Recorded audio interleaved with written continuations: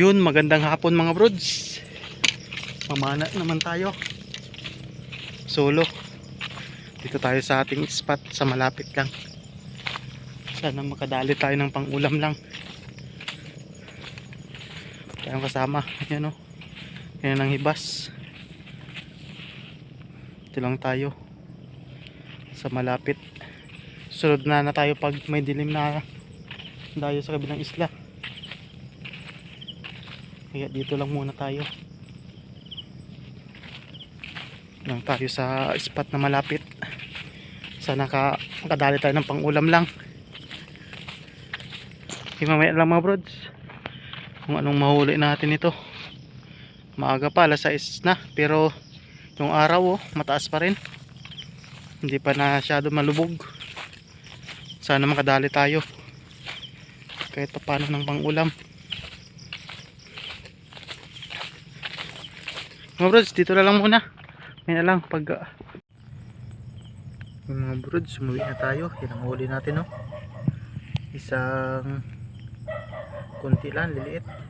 Isang stonefish. Saka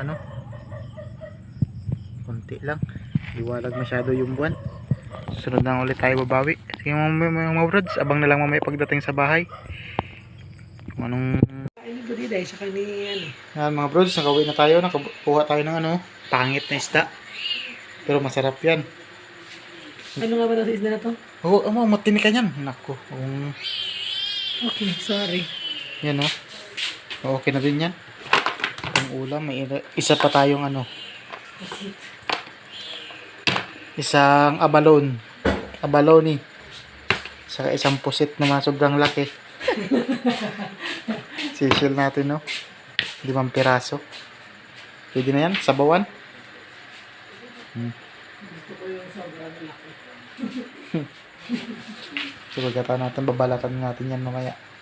Buhay pa.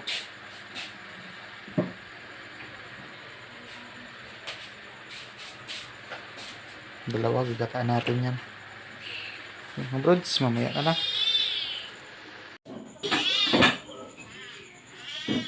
Yan mga brods, kakain tayo.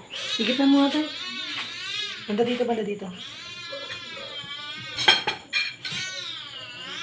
Yan ulam natin. Yan yan, sinabawang isda yung huli natin.